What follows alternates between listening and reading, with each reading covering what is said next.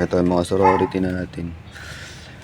Habang tumatagal, may mga nagbabago pa sa kanila ng kulay. Tulad na itong crown tail na puti dati, ngayon nagiging orange. Ayan o. Egi na rin yan. Tapos ito, nagiging avatar. Nag-iiba pa yung kulay niya. Ayan o. Naging siya, itim na itim. Dark na dark. Tapos ang ganda ng mata niya, black na black. So, ito double tail, crown tail na solid black. So, ito black samurai, meron din ako dito. Yun good morning guys ito na pala yung update dun sa natin, sa mga fry natin. Ito yung dito ko nilagay yung crown tail. Ito yung mga fry ng crown tail. Ayan ang dami din nila. Ayan mga nasa ilalim. Nagpapakain ako ngayon Ang dami nila. Tapos ito naman yung nailipat ko na din yung 2 pairs in 1 tub natin. Pinagsama ko na yung fry nila. Ayan. Parehas naman yan, HMPK at saka isang double tail na nanay. Ayan ang dami din nila. Ayan, mga nasa ilalim pa yung iba kaya hindi halata hindi kita. Pero marami sila. Sana marami ang mabuhay sa kanila. Ayan. Hindi pa sila masyadong kita pero pag tinitigan mabuti napakadami nila.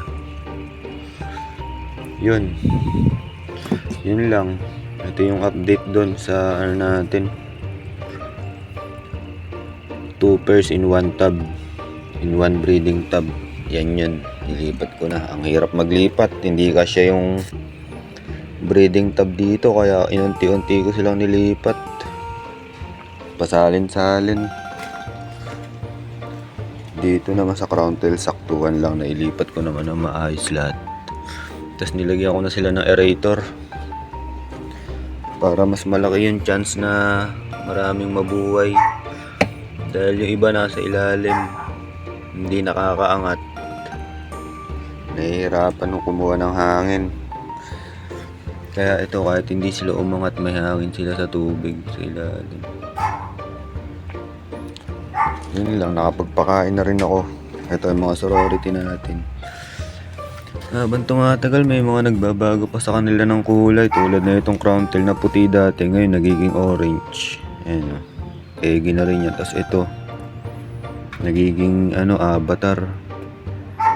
Nag-iiba pa yung kulay niya. Ayan naging siya, itim na itim. Dark na dark. Tapos ang ganda ng mata niya, black na black. So, ito double tail, crown tail na solid black. So, ito black samurai, meron din ako dito. So, ito yung crown tail na isa pa, egi na rin. Ang daming egi. Hindi ko alam kung paano ko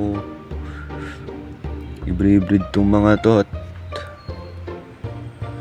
hindi ko maasikaso pag nadagdagan pa to yung mga fry natin. Pero susubukan ko mag-breed pa ng isa. Ito sana yung giant ito. Giant. So yun. So, ito yung mga breeder natin. Ito yung the strongest 4. Yan 4 ang nabuhay sa first batch na binirid ko. 4 lang sila.